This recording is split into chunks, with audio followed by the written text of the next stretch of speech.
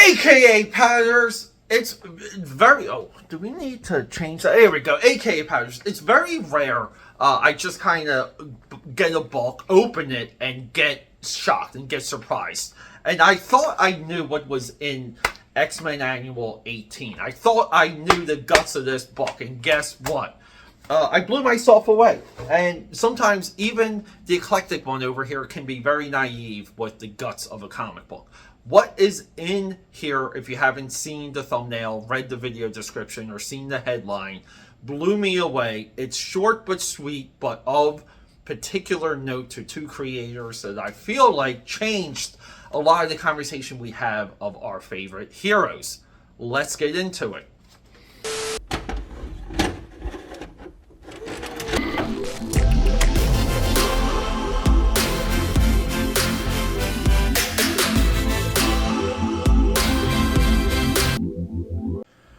Yeah, so I got this. I'm thinking this was like, some nice early, challenging early work of Ian Churchill, who we know drew one of the greatest hulks of all time in his issue of Cable, and later went on to the school and the thought and the mindset of one Robert Liefeld, namely his work on Coven and or within Awesome Entertainment or Awesome Comics. Ian Churchill, at one time, this cover artist here, I thought was going to move on to change the industry, and he's of this final thread, this final type drop. Guys like Joe Mag, Ian Churchill, Steven Scrocci kind of emerging through the Matrix movies. We thought these guys, Stephen Platt, we thought these guys were going to inherit the throne. And they didn't. And what probably in large happened, the industry, editorial-wise, rejected the notion that the artist is above all. And in a weird way, the Image 7 destroyed that idea within the industry. And it slowly became, guys, I hate to say it, a deconstructionist, slow-moving, multi-paneled conversation, storytelling industry. And it never really recovered from that. And some of this is guys like Jeff Johns and Brian Michael Bendis, for lack of a better term, these deconstructionists added a lot, they brought back a lot, but they slowed the storytelling down, de-emphasized action, and took abilities away from the artist, because sometimes the artist needs room to breathe within the story and on the paper. So, I'd like to stockpile kind of the industry beginnings of a lot of these guys. And Ian Churchill here kind of just has, he's so rough around the edges. And they don't know how to ink them. But we have a story. But then, as I'm flipping through this, this happens. And we're going to hit that drawing table in about 2 seconds. But this happens. Tim Sale and Jeff Loeb. And look at that colorway, guys.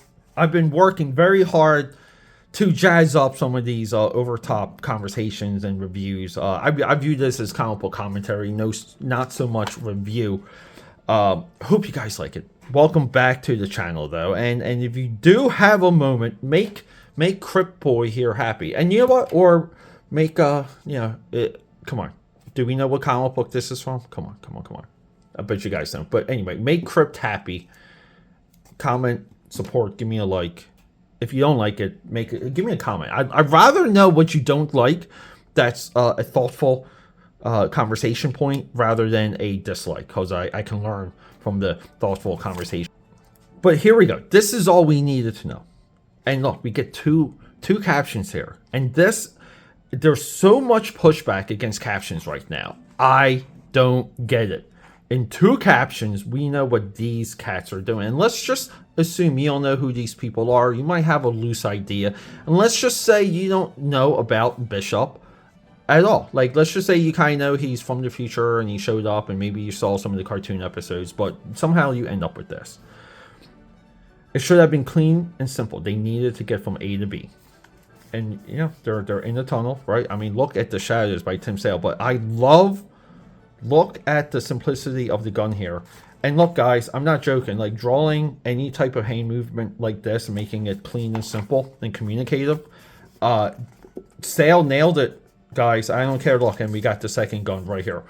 So this is what I view as the birth of this collaboration between Tim Sale and Jeff Loeb, where it kind of became monochromatic, became a little bit more wide open. I think the Sin City part of Tim Sale was fading at this point, and we get clean illustration with non-contrasted colors.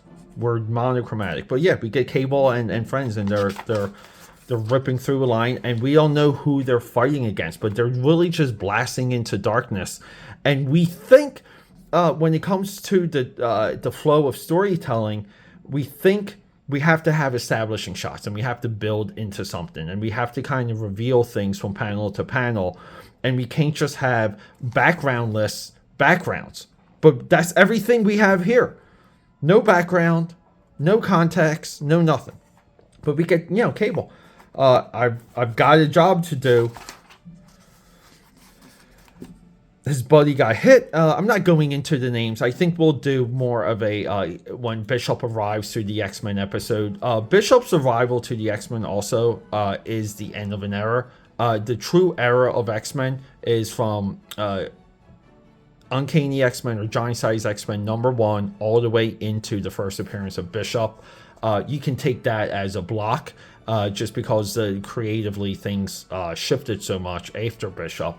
But then you can go from Bishop to Onslaught. We've done a video on that, and Onslaught really truly being the end of the Marvel universe, going back to the 60s with Amazing Fantasy 15. But yeah, so we get, everyone's running for their lives.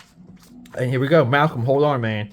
Believe me, I'm not going anywhere. But don't worry about me. Just get out of here. And look at this shot. I mean, this is our establishing shot, by the way. This is how we know where we are. How amazing is that? But then, Bishop drops his friend, and we kind of see, look, lack of a better effect, right? But we see that he kind of gets pixelated, and we go into Danger Room sequence. And then we basically learn that this is a coping mechanism. They're trying to help Bishop work through his trauma. And I guess, like, as a part of X-Men torture, the higher ups of the X-Men, mainly Professor X, just says, you're going to have to relive the death of your whole timeline and your friends until you get over it, a-hole. But then Jubilee's like, hey, you want to go rollerblading? And he goes, no. And she goes, he goes, look, she's like, you jerk. But he goes, hey, how about we go for a walk? And then boom, like, we're walking off into the doorframe. I mean, people, we have like one establishing shot here, okay? And this is such a telling story about the psychology of who Bishop is and his struggles and why it matters and how much of a character he really is. And I don't know, it blew me away. I know this one's quick, but this is a cheaper. And speaking of Steven Scrocci, by the way, right here. But yeah, so with all of that, this is a cheaper. Go buy it. Go check it out.